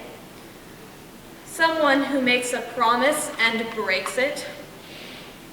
And is everyone who swears and lies a traitor? Everyone that does so is a traitor and must be hanged. And must they all be hanged that swear and lie? Everyone. Who must hang them? Why, the honest men. Then the liars and swearers are fools. For there are liars and swearers enough now to beat the honest men and hang up them. Oh, God help thee, poor monkey. But what will you do without a father? If he were dead, you would weep for him. If you would not, it were a good sign that I should quickly have a new father. Poor silly babbler. How you talk. Bless you, fair dame. I am not too known, but I know that you are an important person.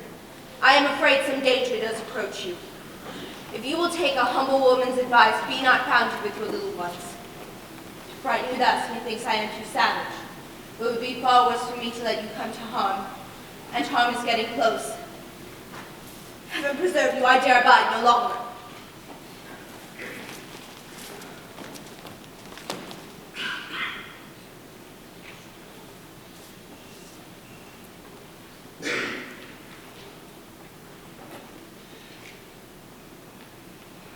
Whither should I fly?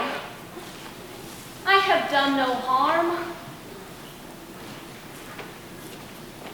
But I have to remember that we are here on earth, where doing evil is so often praised, and doing good is sometimes a stupid and dangerous mistake.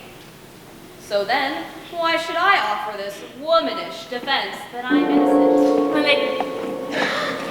Who are these men? Where is your husband? I hope in no place so unsanctified where such as you may find him. He's a traitor! You lie, you shaggy-haired villain! Ah! Is that you, little runt?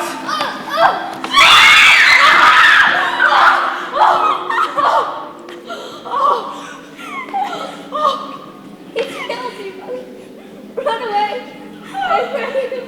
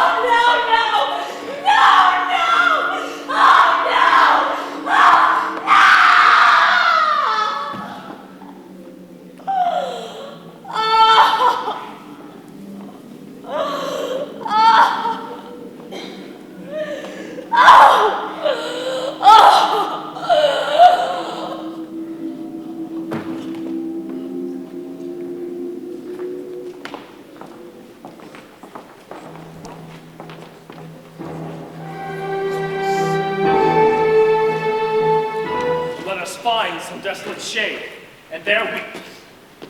Instead of crying, let us keep hold of our swords and defend our fallen homeland like honorable men. Sounds like heaven itself feels Scotland's anguish and screams in pain. This tyrant, whose sole name blisters our tongues, was once thought honest. You have loved him well, but he has not done anything to harm you yet. I am young. Maybe you are planning to win Macbeth's favor by betraying me to him. I am not treacherous. But Macbeth is. I've lost my hopes.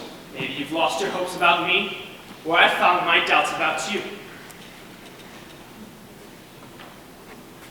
Why did you leave your wife and child vulnerable? The most precious things in your life? Why did you leave them behind? Do not take my suspicions as slanders against you. You may really be telling the truth. No matter what I think. Fare thee well, Lord. I would not be the villain you think I am, even if I were offered all of the kingdom of Macbeth. Be not offended. I speak not as an absolute fear of you. I think our country seeks beneath the yoke. It weeps, it bleeds, and with each new day a new gash is added to her wounds. And I also think there will be many people willing to fight for me. But my poor country is plagued with a worse evil than it was before. Who are you talking about? It's myself, I mean. I know that I have so many vices. Then would they be opened? Macbeth will seem as pure as snow. Not in the legions of horrid hell can come a devil more damned and evil to top Macbeth. I grant him bloody, malicious, smacking at every sin. But there is no bottom. None. In the cistern of my lust. Better Macbeth than such a one to rule. There cannot be that vulture in you that you would use up all the women willing to give themselves to the king after he finds out that he wants them. I am also incredibly greedy. Me having more would be as a sauce to make me hunger more.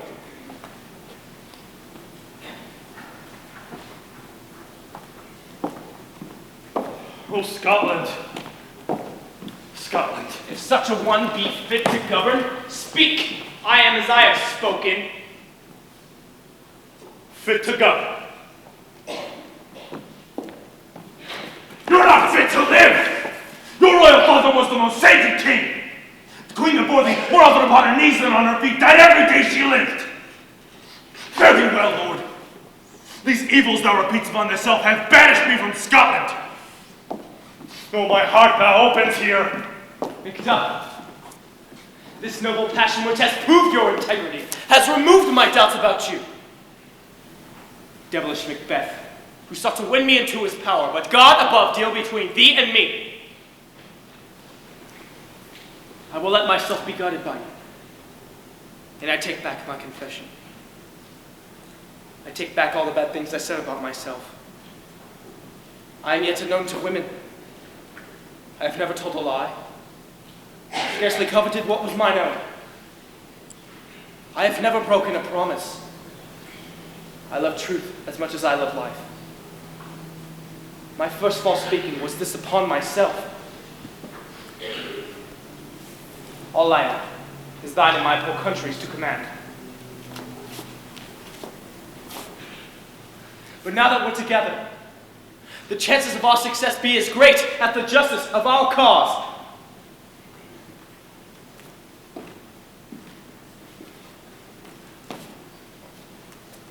Why are you silent? Such welcome and unwelcome things at once. 'Tis hard to reconcile. Well, we will talk more soon.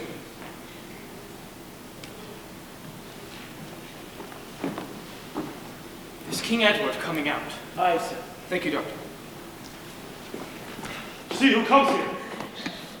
It is my countryman, but yet I know him not. Ever gentle cousin, welcome hither. I know him now. May God alter the circumstances that keep us apart. Sir, on men. I'll stand Scotland where it did. Alas, poor country, almost afraid to know itself. What is the newest grief? Each minute seems a new one. How does my wife? And all my children? Oh, be not stingy with thy words. What's the news?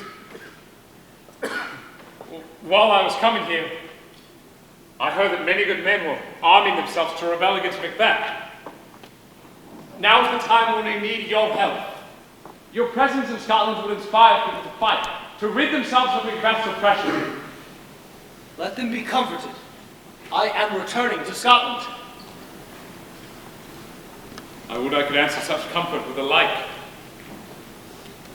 But I have words that would be hound. It pertains to you alone. If it be mine, keep it not from me.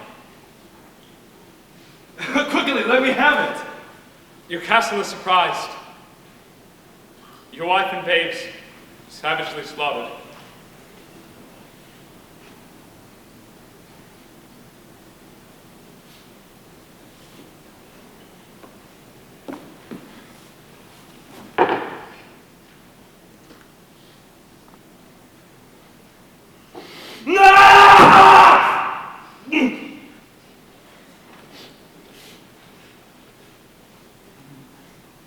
My children too. Wife, children, servants, all that could be found. And I had to be from thence.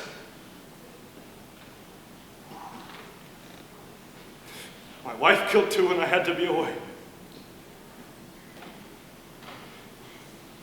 My wife killed too. I have said.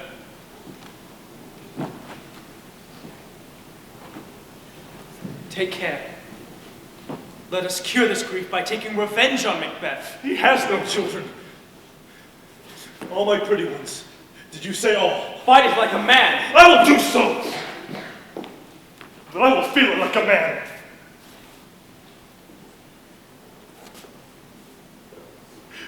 I can't help remembering the things that were most precious to me.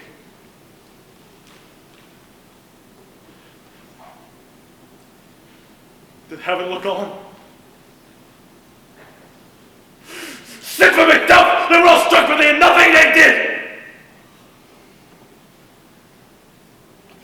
They were slaughtered because of me.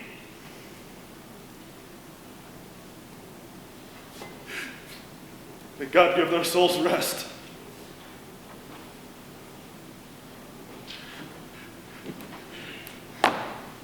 Let this anger sharpen your sword. Let grief convert to anger. Blunt not the heart. Enrage it.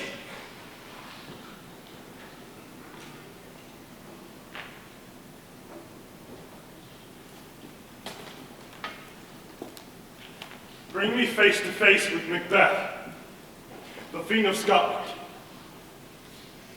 Put him within my sword's reach, and if he escapes, let heaven forgive him too. Now you sound like a man. Come, go we to the king. Macbeth is ripe for shaking. We will be acting as God's servants. Receive what cheers you may. The night is long, that never finds the day.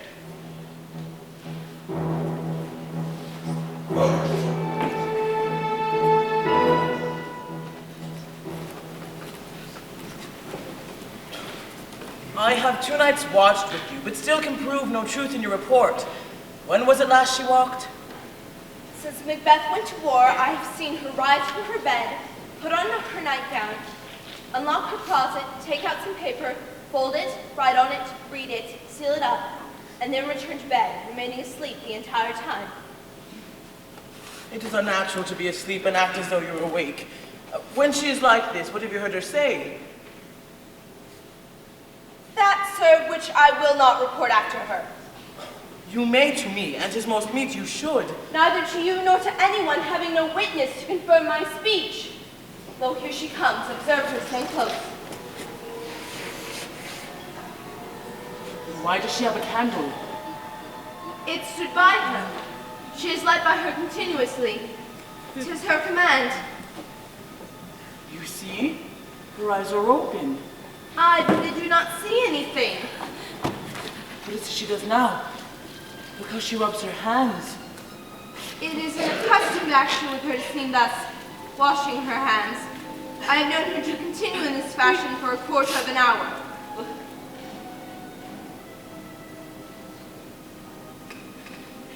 Yet here's a spot. Hark, she speaks. I will write on what she says to remember it better. Loud damn spot. Out, I say! 1, 2. Well, then 'tis time to do it. Hell is murky. Aye, my lord, aye. Will a soldier in the fear? What need we fear? Who knows it? To none can call our power to account. Yet who would have thought the old man to have so much blood in him? Do you mark that?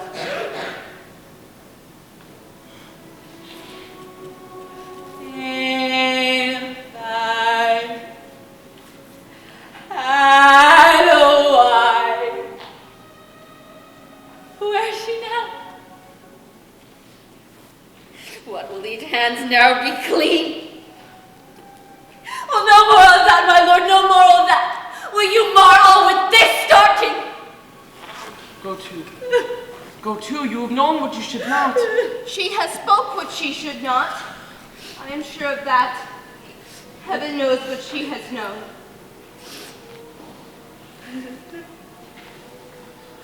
Here's a smell of blood still. Well, all the perfumes of Arabia could not sweeten this little hand.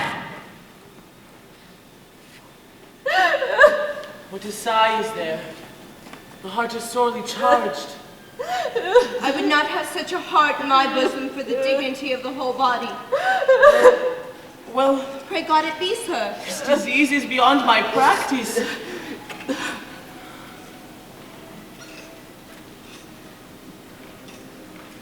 Wash your hands. Put on your nightgown. Look not so pale. Will I tell you yet again, Banquo's buried and cannot come out of his grave.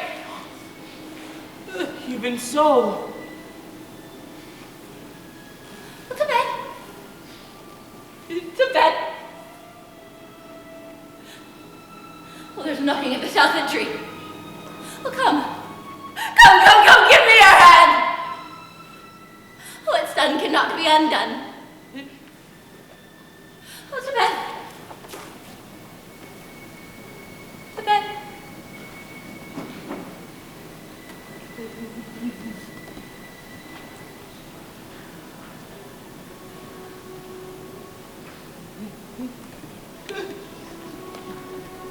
Will she go to bed now? Directly.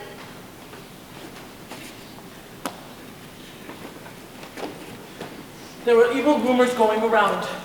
Unnatural deeds do breed unnatural troubles. People with guilty and deranged minds will confess their secrets to their pillows as they sleep. This woman needs a priest more than a physician. God forgive us all. Look after her. Remove from her the means to hurt yourself, but still keep eyes upon her. And so good night.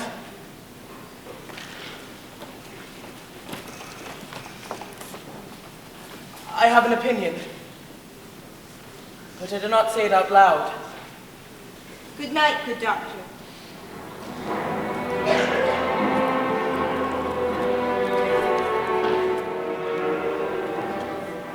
The English army is near, led by Malcolm, his uncle Seward, and the good Macduff. They burn for revenge.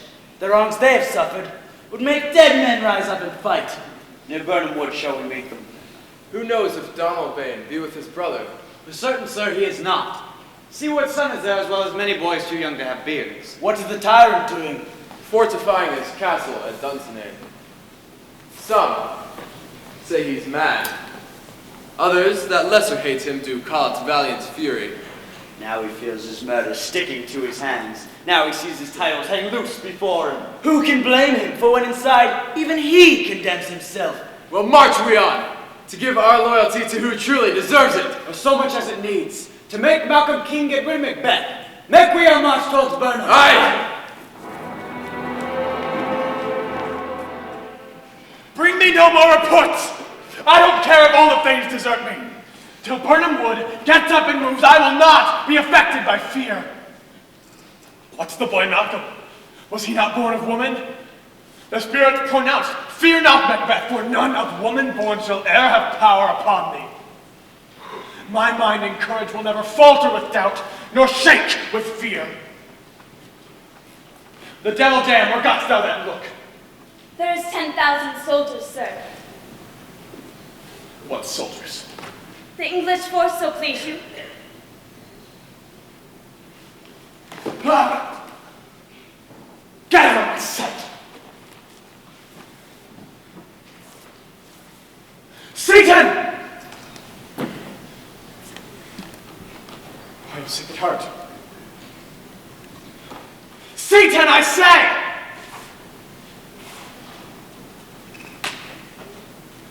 I have lived long enough. This battle will either secure my reign forever or else topple me from the throne.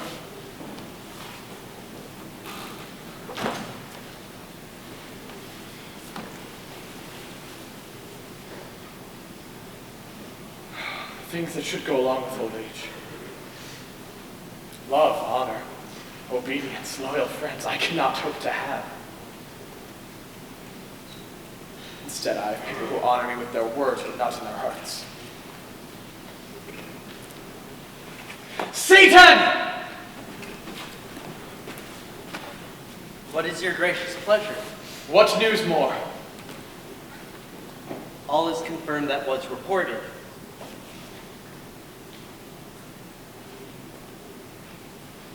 I will fight till from my bones my flesh be hacked. Give me my armor. 'Tis not needed yet. I'll put it on.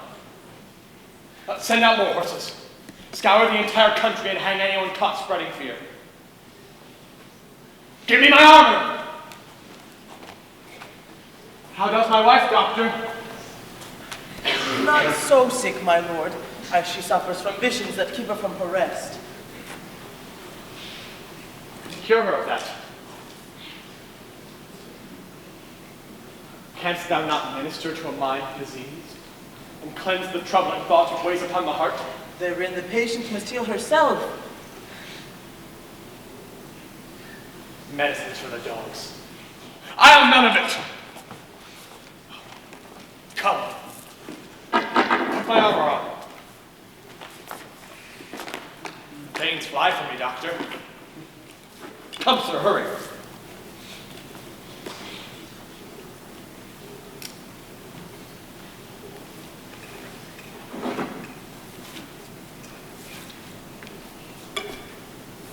Can you figure out what is wrong with my country?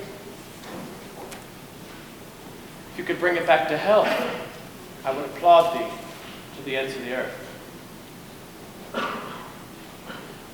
Pull it off, I say. Bring it after me. I will not fear death till Burnham Wood comes to Dunsinane. If I were from Dunsinane away, you could not pay me to come back here.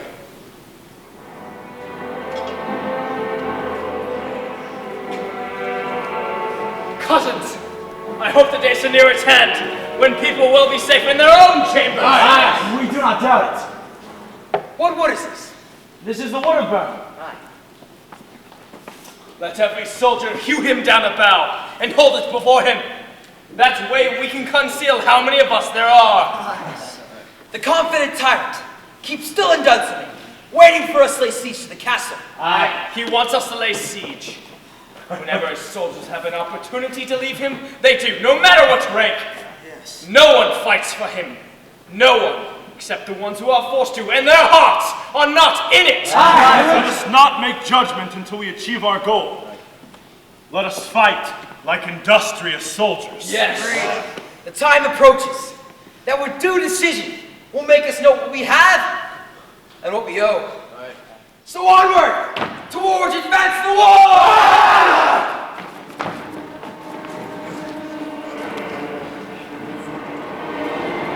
Hang out the banners on the outward wall! The cry is still, they come! Our castle strength will laugh a siege to scorn! What was that noise? It is the cry of women, my good lord.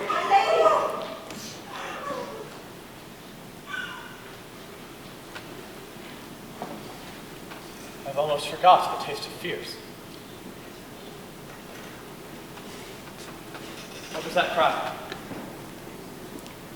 The queen, my lord, is dead.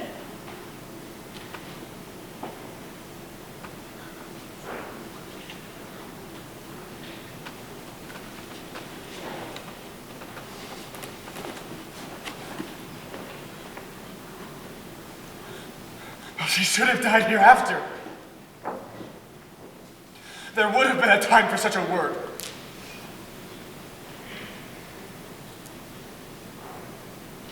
Tomorrow, and tomorrow, and tomorrow creeps in this petty pace from day to day, to the last syllable of accorded time. And all our yesterdays have lighted fools the way to dusty death. Out, brief candle. Life's but a walking shadow.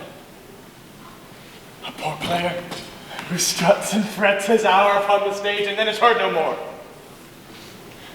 It is a tale told by an idiot, full of sound and fury, signifying nothing.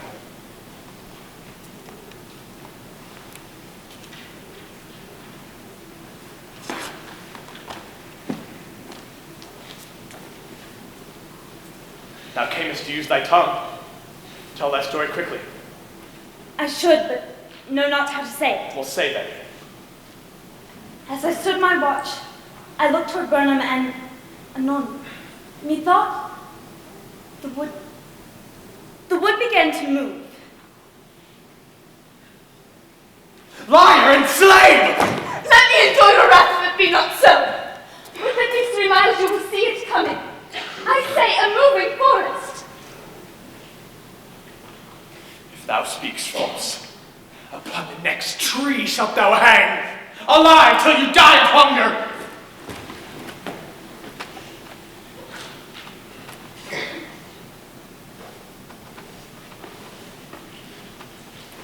My confidence is failing. I'm beginning to doubt the lie the devil told and sounded like truth. Fear not till Burnham Wood comes to Dunsinane. And now a wood is coming to Dunsinane! Prepare for battle and go! If what this messenger says is true, it is no use running or staying.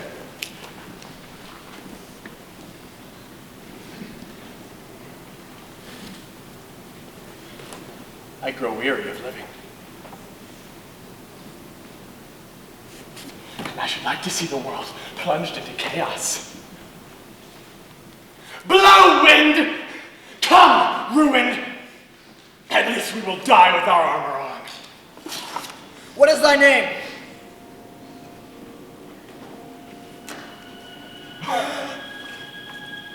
Thou wilt be afraid to hear it. No. Though thou callest thyself a hotter name than any is in hell. My name is Macbeth. The devil could not pronounce a name more hateful to mine ear. No. No one more fearful. Thou liest, abhorred tyrant. With my sword I'll prove the lie thou speaks.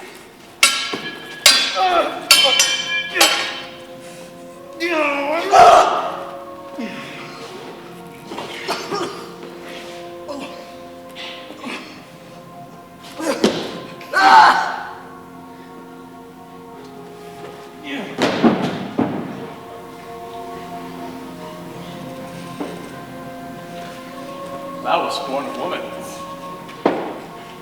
Swords I smile at.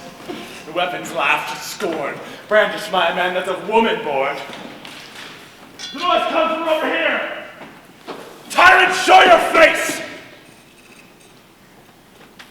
If someone other than me kills you, the ghosts of my wife and children will haunt me forever. Turn, hellhound! Turn!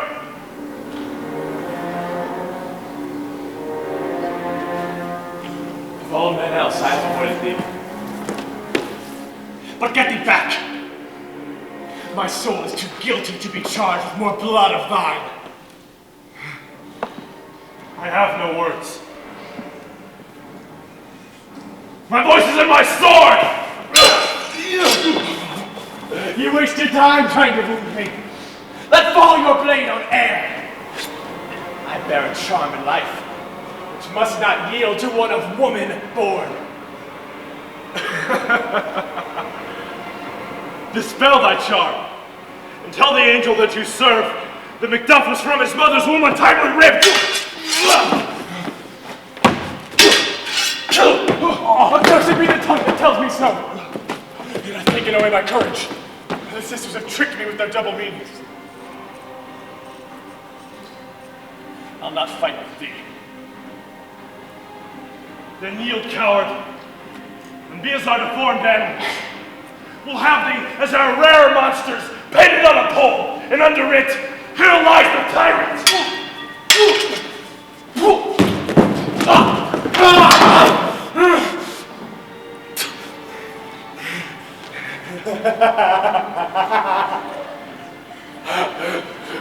I will not yield to kiss the ground before young Malcolm's feet, or to be baited by the ram's curse.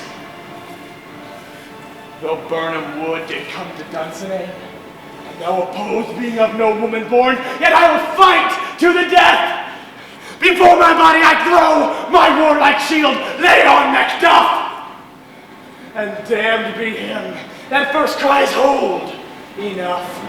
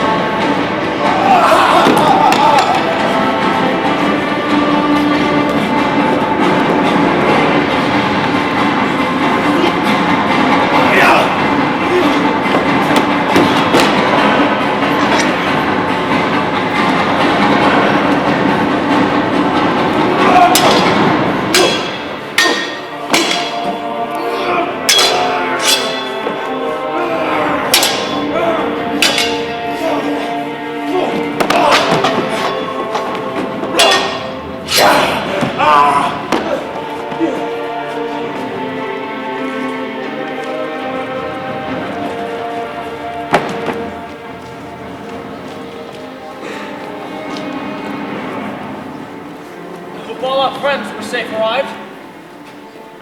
Some must be killed. Yet by these I see, so great a day as this is cheaply bought.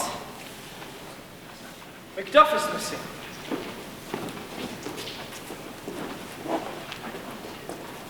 And your noble son. Well, your son, my lord, has paid a soldier's debt. He lived only long enough to become a man. But like a man, he died. And he is dead. Aye. And carried off the field. If your grief should be equal to his worth, it hath no end. Why then, he is God's soldier. If I had as many sons, if I have heirs, I would not wish them to die a fair death. So is Nell is known. He is worth more sorrow, and for that, I will mourn for him. Here comes to comfort. Hail, King, so thou art. Behold, the usurper's cursed head! We are free from his tyranny! Yes! I see thee encompassed in thy kingdom's noblemen, who speak my salutation in their minds, whose voices I desire with mine. Hail, King of Scotland. Hail. Hail.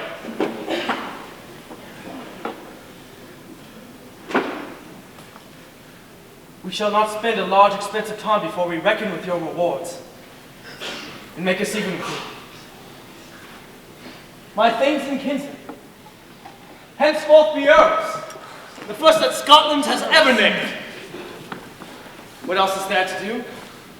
We must call home our exiled friends who fled the snares of tyranny.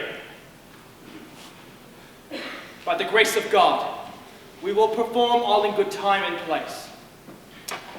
So thanks to all at once, and to each one, whom we invite to see us crowned at Scone.